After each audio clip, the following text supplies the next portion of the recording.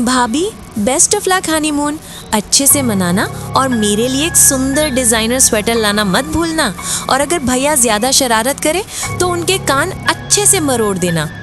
माँ पापा, आप लोग बताइए क्या लाऊं, स्वेटर या शॉल या दार्जिलिंग टी ले आऊं? पापा को बहुत पसंद है। नहीं बेटी, हमें कुछ नहीं चाहिए। तुम लोग अच्छे से घूमो। इन कुछ दिनों में इस बूढ़े का ख्याल मत रखना। बस तुम दोनों ठीक ठाक घर लौट आओ, यही हमारी दुआ है। शीला, चलो, अब देर हो रही है। जी हम चलते हैं पापा। माँ, चलते हैं। शीला जाकर गाड़ी में बैठ जाती है। रोहन पिता को प्रणाम करता है, फिर माँ के चरण छूता है। प्रणाम के बाद देखता है माँ के चेहरे पर एक अजीब सी उदासी है। माँ, क्या हुआ? सुन बेटा, शाम होने के बाद कभी जंगल में मत जाना। ठीक है माँ। ये कहकर रोहन जाने लगता है, तभी माँ उसका हाथ कसकर पकड़ लेती है। रोहन चौंक कर माँ की ओर देखता है। माँ कुछ कह रही थी। ड्राइवर भाई, अब चलिए, देर हो गई।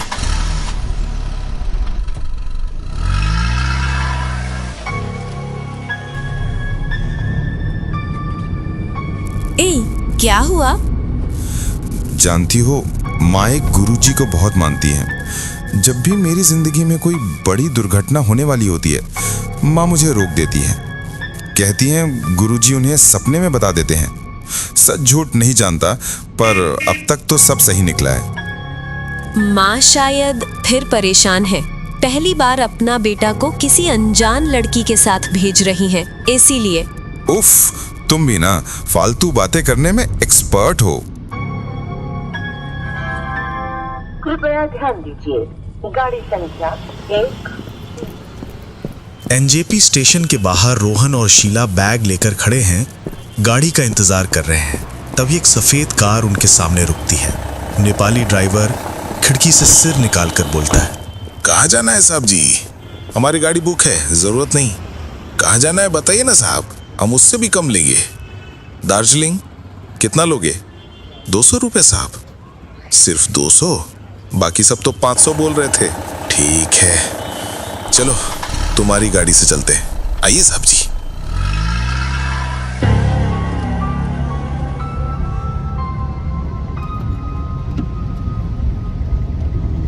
आखिरकार हमारी नई जिंदगी की शुरुआत हो गई। चारों तरफ कितना सुंदर नजारा है। देखो, पाइन के पीछे से सूरज झांक रहा है। कितना अद्भुत लग रहा है। वाह, अब तो तुम कवि बन जाओगी लगता है। धत, तुम तो बिल्कुल भी रोमांटिक नहीं हो।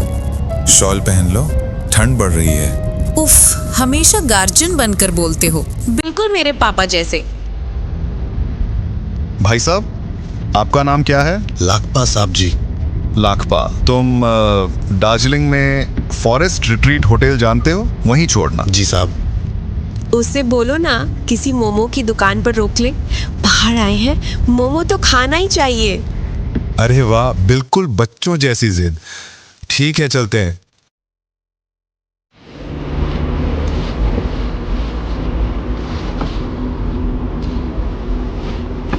रोहन और शीला सड़क किनारे की दुकान पर मोमो खा रहे हैं, हंस रहे हैं।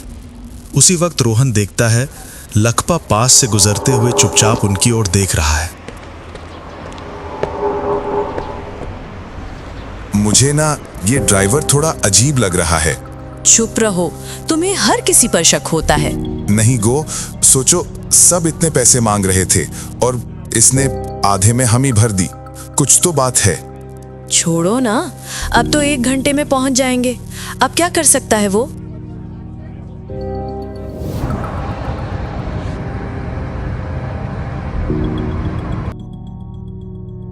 सूरज डूबने लगा है। चारों तरफ चीड़ के जंगल की गहरी छाया सड़क को ढक रही है। रोहन और शीला अब भी गाड़ी में है। सुनो, 1 घंटा तो हो गया, अब तक बस जंगल ही जंगल दिख रहा है। कब पहुंचेंगे? भैया, और कितना समय लगेगा? लकपा कोई जवाब नहीं देता। रोहन रियर व्यू मिरर में देखता है। ड्राइवर की सीट पर कोई नहीं बैठा। वो चौंक जाता है। तभी उसकी जेब में कुछ कंपन होता है। रोहन मोबाइल निकालता है। कोई कॉल या मैसेज नहीं। फिर से मिरर में देखता है। अब लखपा वहां है। वो राहत की सांस लेता है।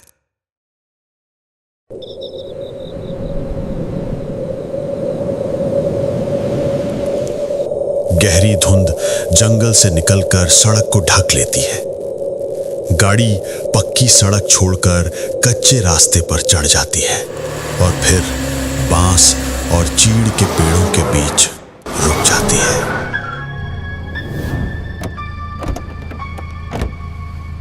लखपा, क्या हम पहुंच गए? लखपा, कहां जा रहे हो? अरे सुनो तो, लखपा। लखपा गाड़ी का दरवाजा खोलता है और सीधे जंगल की तरफ चलता है। धुंध में गायब हो जाता है। कोई जवाब नहीं, बस झींगरों की आवाज और ठंडी हवा की सरसराहट। क्या हुआ?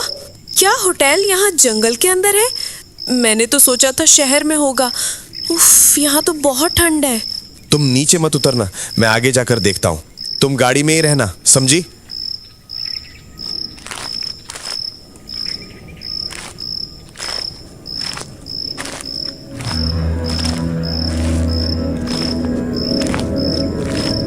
रोहन मोबाइल की टॉर्च चलाकर आगे बढ़ता है।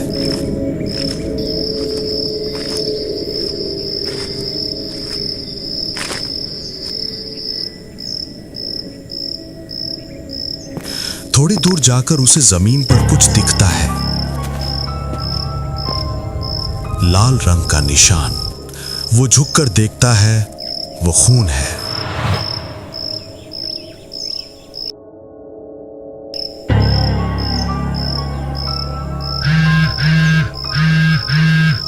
तभी उसकी जेब में फिर कंपन होता है।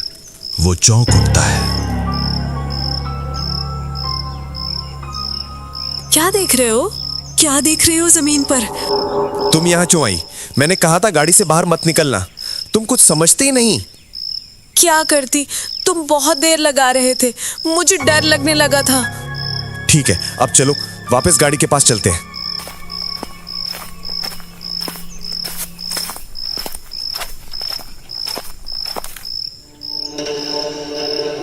ये क्या? गाड़ी कहाँ गई? 1 मिनट भी नहीं हुआ और कोई आवाज भी नहीं आई। यूं ही गायब हो गई क्या? यही डर था मुझे। शीला, अपने फोन की लाइट ऑन करो। हमें किसी भी तरह यहां से निकलना होगा, अभी के अभी।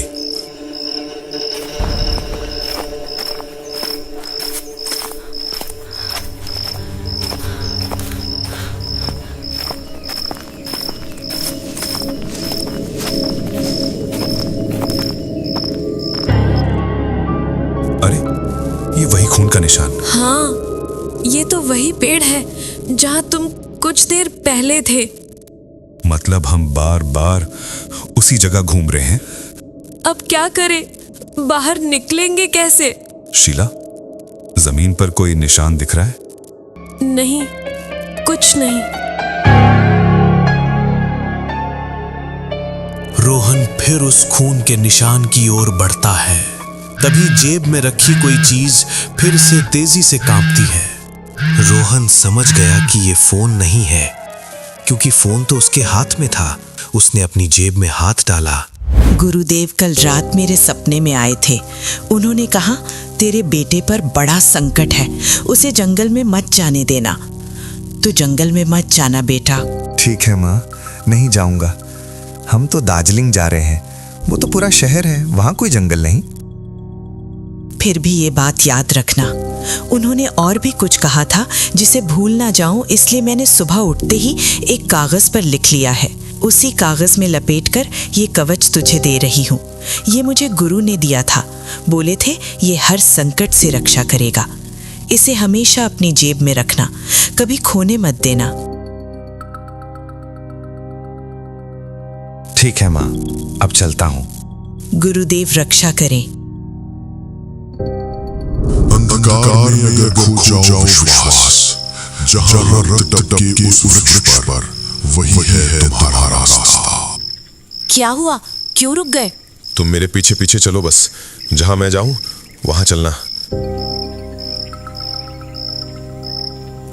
रोहन उस खून के निशान को देखते हुए आगे बढ़ता है। वो निशान एक ढलान की ओर चढ़ने लगता है। शीला उसके साथ चुपचाप चल रही है।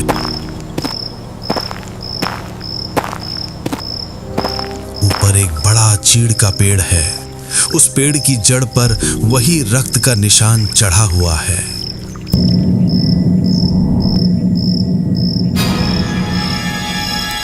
रोहन ऊपर देखता है, एक नेपाली लड़की की लाश शाखा से झूल रही है।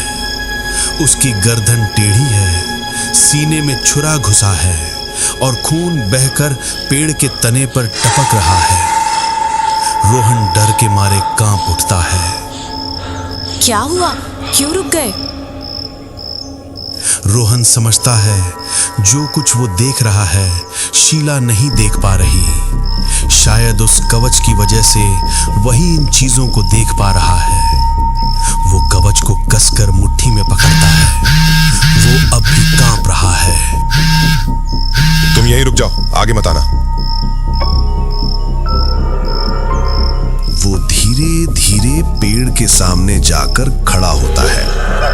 ऊपर देखता है, वो औरत अब उसे देखकर मुस्कुरा रही है। घबरा जाता है, लेकिन कागज की बात याद करता है। जहां रक्त टपके वही रास्ता है। वो पेड़ की जड़ पर जहां खून गिर रहा है हाथ रखता है।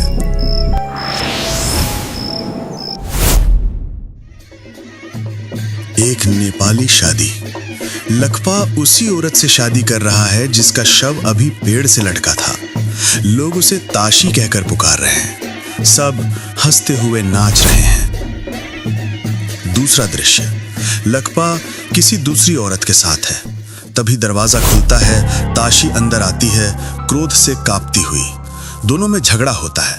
लखपा गुस्से में ताशी को थप्पड़ मारता है और चला जाता है। लाखपा ताशी को अपनी गाड़ी में बैठाकर उसी जंगल में ले आता है जहां वे अभी हैं। दोनों हंसते बातें करते आते हैं। ताशी बहुत खुश होती है। तभी लाखपा उसे वहीं रुकने को कहकर चला जाता है।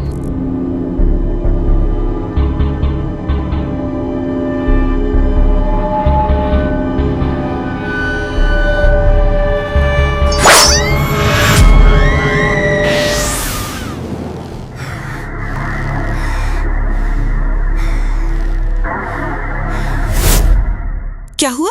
क्यों डर गए? शीला दौड़कर रोहन को पकड़ने आई।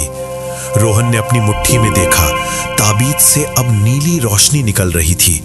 ठीक उसी पल उसने बहुत पास कहीं झाड़ियों के हिलने की आवाज सुनी। रोहन चौंक कर खड़ा हो गया। तुम्हारे हाथ में ये नीली रोशनी क्या है? शीला, क्या तुम मुझ पर पूरा भरोसा कर सकती हो? क्यों? क्या हुआ? शीला, मैं जो करने जा रहा हूं मुझे नहीं पता कि ये सही है या गलत, लेकिन तुम्हें मुझ पर भरोसा करना ही होगा। तुम्हारे सिवा मेरा है ही कौन? अगर तुम पर भरोसा न करूं तो किस पर करूं?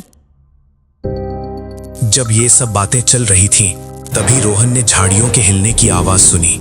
अगले ही पल उसने देखा कि शीला के पीछे ढलान के नीचे से एक सायानुमा आकृति उठ रही है, जैसे धुएं की तरह तैरती हुई आगे बढ़ रही हो।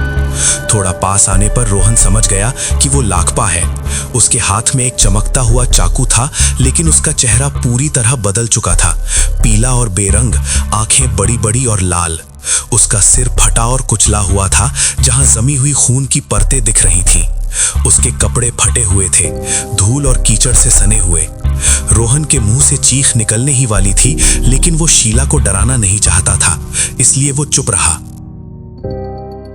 अब वक्त नहीं है शीला, फोन मेरे जेब में रख दो और मेरा हाथ कस कर पकड़ो। अब भागो। अरे भगवान, वो कौन है? चुप, दौड़ो जल्दी। लेकिन तब तक लाखपा शीला के बहुत करीब आ चुका था। उसने चाकू उठाकर शीला पर एक वार किया, लेकिन चाकू उस नीली रोशनी की परत से टकरा गया और लाखपा उछलकर बहुत दूर जा गिरा। रोहन और शीला दौड़ते हुए उस पेड़ के खोखले तने के अंदर घुस गए। तने से निकलकर वे दूसरी ओर आते हैं। बाहर सुबह हो चुकी है, पक्षी चहचहा रहे हैं। दोनों एक दूसरे को देखकर हैरान हैं। वही जगह, पर अब उजाला है। दूर से किसी गाड़ी का हॉर्न सुनाई देता है। शीला, वो गाड़ी का हॉर्न, उधर चलो, शायद सड़क हो। दोनों भागते हैं, जंगल से निकलकर सड़क पर पहुंचते हैं। दूर से एक गाड़ी आती है। रोहन हाथ देता है और वो रुक जाती है।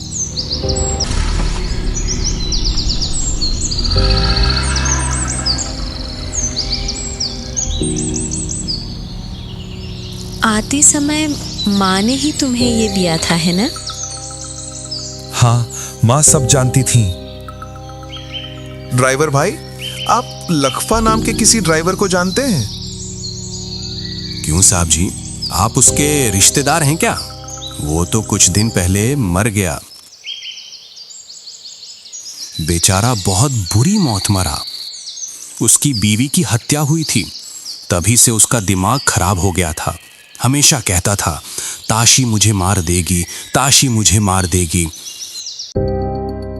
फिर एक दिन उसकी गाड़ी खाई में मिली, सिर फट गया था। बहुत दर्दनाक मौत।